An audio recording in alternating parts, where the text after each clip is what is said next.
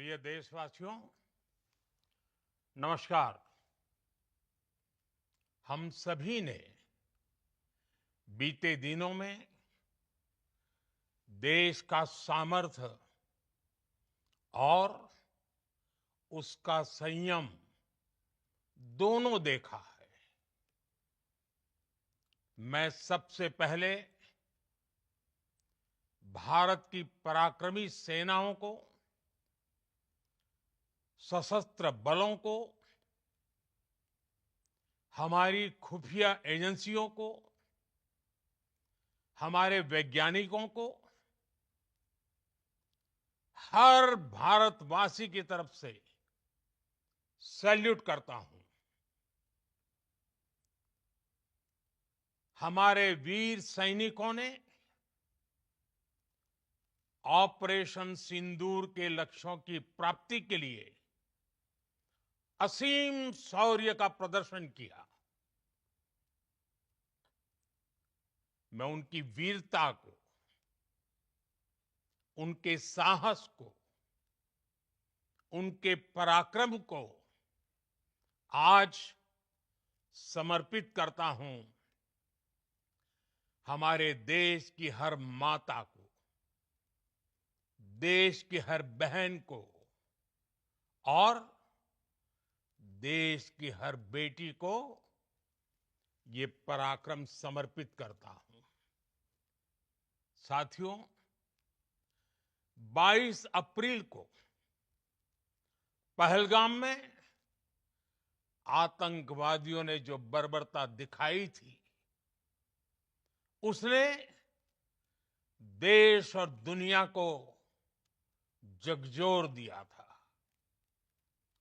छुट्टियां मना रहे निर्दोष मासूम नागरिकों को धर्म पूछकर उनके परिवार के सामने, उनके बच्चों के सामने बेरहमी से मार डालना, यह आतंक का बहुत विभत्स चेहरा था, क्रूरता थी।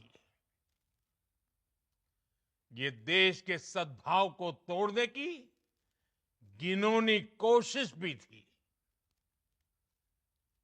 मेरे लिए व्यक्तिगत रूप से ये पीड़ा बहुत बड़ी थी। इस आतंकी हमले के बाद सारा राष्ट्र, हर नागरिक, हर समाज, हर वर्ग, हर राजनीतिक दल एक स्वर में आतंक के खिलाफ कड़ी कार्रवाई के लिए उठ खड़ा हुआ। हमने आतंकवादियों को मिट्टी में मिलाने के लिए भारत की सेनाओं को पूरी छूट दे दी और आज हर आतंकी, आतंक का हर संगठन जान चुका है कि हमारी बहनों बेटियों के माथे से सिंदूर हटाने का अंजाम क्या होता है। साथियों, ऑपरेशन सिंदूर ये सिर्फ नाम नहीं है, ये देश के कोटि कोटि लोगों की भावनाओं का प्रतिबिंब है। ऑपरेशन सिंदूर न्याय की अखंड प्रतिज्ञा है।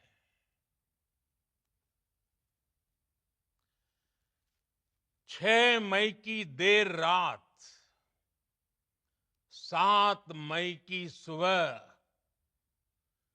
पूरी दुनिया ने इस प्रतिज्ञा को परिणाम में बदलते देखा है। भारत की सेनाओं ने पाकिस्तान में आतंक के ठिकानों पर, उनके ट्रेनिंग सेंटर्स पर सटीक प्रहार किया। आतंकियों ने सपने में भी नहीं सोचा था कि भारत इतना बड़ा फैसला ले सकता है। लेकिन जब देश एकजुट होता है, नेशन फर्स्ट की भावना से भरा होता है, राष्ट्र सर्वोपरि होता है, तो फौलादी फैसले लिए जाते हैं, परिणाम लाकर दिखाए जाते हैं। जब पाकिस्तान में आतंक के अड्डों पर भारत की मिसाइलों ने हमला बोला, भारत के ड्रोन्स ने हमला बोला, तो आतंकी संगठनों की इमारतें नहीं, बल्कि उनका हौसला भी थर्रा गया। बहावलपुर और मुरिद के जैसे आतंकी ठिकाने एक प्रकार से ग्लोबल टेररिज्म की यूनिवर्सिटीज रही है। दुनिया में कहीं पर भी जो बड़े आतंकी हमले हुए हैं, चाहे 9/11 हो, चाहे लंदन ट्यूब बॉम्बिंग हो, या भारत में दशकों से जो बड़े बड़े आतंकी हमले हुए हैं, उन सब के तार कहीं ना कहीं आतंक के इन्हीं ठिकानों से जुड़ते रहे हैं। आतंकियों ने हमारी बहनों का सिंदूर उजाड़ा था, इसलिए भारत ने आतंक के ये हेडक्वार्टर्स उजाड़ दिए। भारत के इन हमलों में 100 से अधिक खूंखार आतंकवादियों को मौत के घाट उतारा गया है। आतंक के बहुत सारे आका बीते 2.5-3 दशकों से खुलेआम पाकिस्तान में घूम रहे थे, जो भारत के खिलाफ साजिशें करते थे। उन्हें भारत ने एक झटके में खत्म कर दिया। साथियों, भारत की इस कार्रवाई से पाकिस्तान घोर निराशा में गिर गया था, हताशा में गिर गया था, बौखला गया था। और इसी बौखलाहट में उसने एक और दुस्साहस किया। आतंक पर भारत की कार्रवाई का साथ देने के बजाय पाकिस्तान ने भारत पर ही हमला करना शुरू कर दिया। पाकिस्तान ने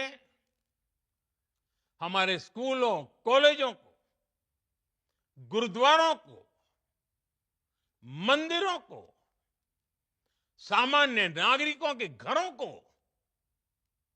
निशाना बनाया। पाकिस्तान ने हमारे सैन्य ठिकानों को निशाना बनाया। लेकिन इसमें भी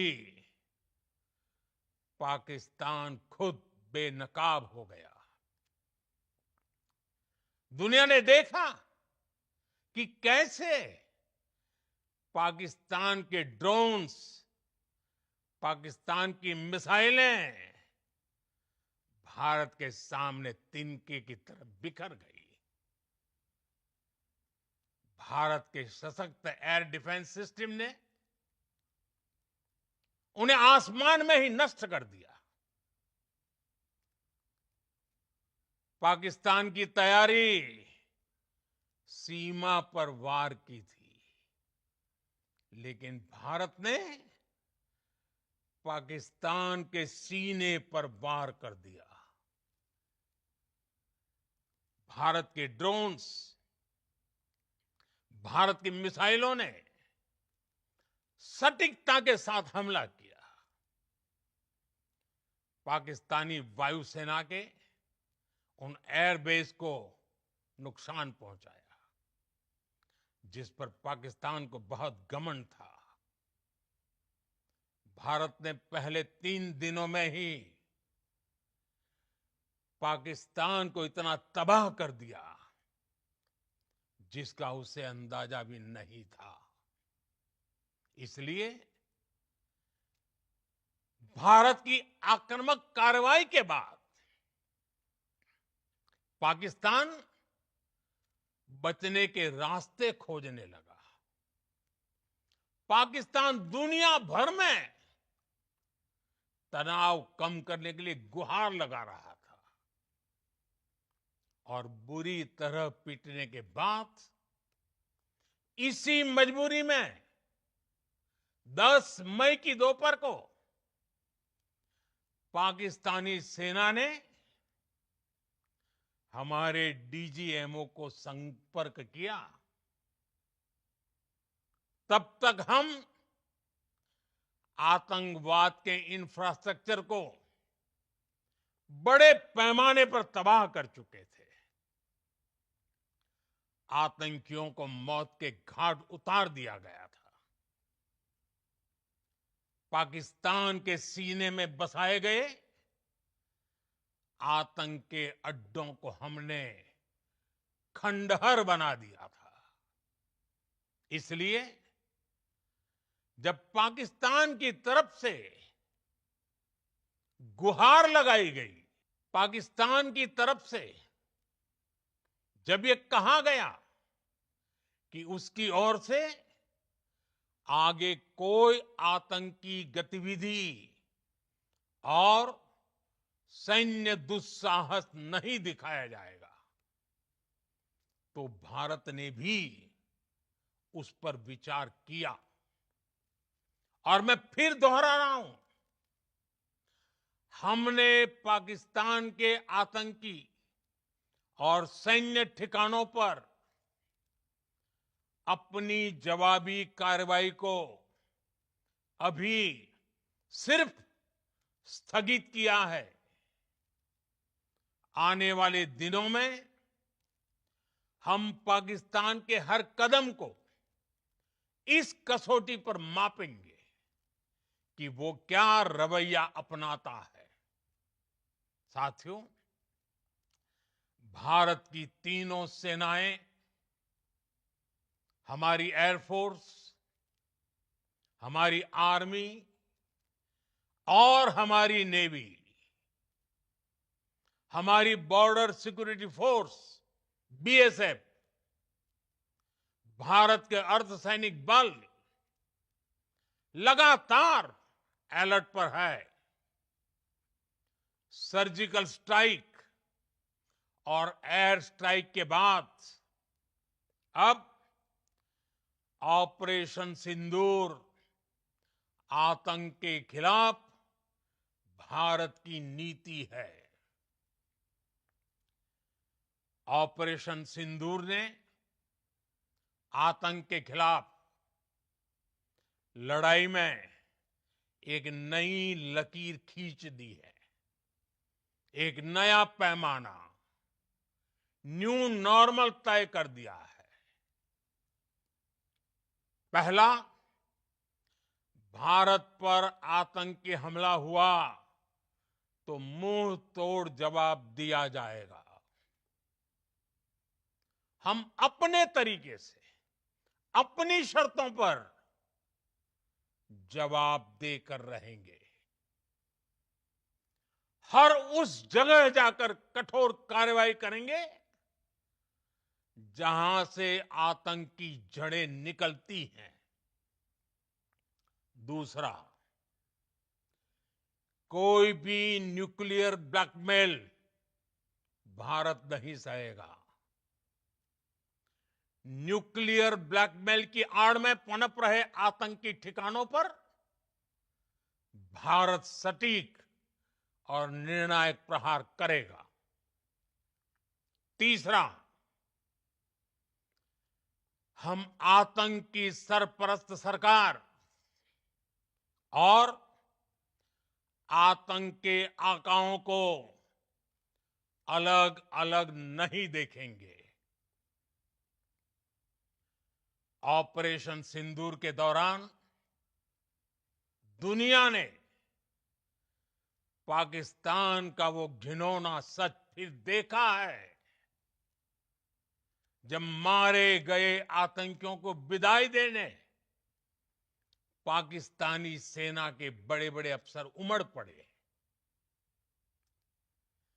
स्टेट स्पॉन्सर्ड टेररिज्म का ये बहुत बड़ा सबूत है।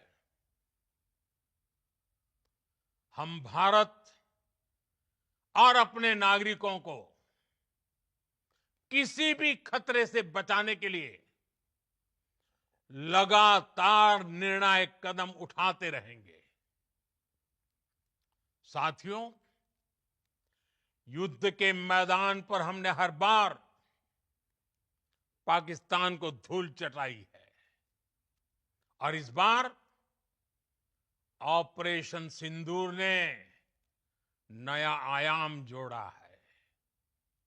हमने रेगिस्तानों और पहाड़ों में अपनी क्षमता का शानदार प्रदर्शन किया और साथ ही न्यू एज वॉरफेयर में भी अपनी श्रेष्ठता सिद्ध की।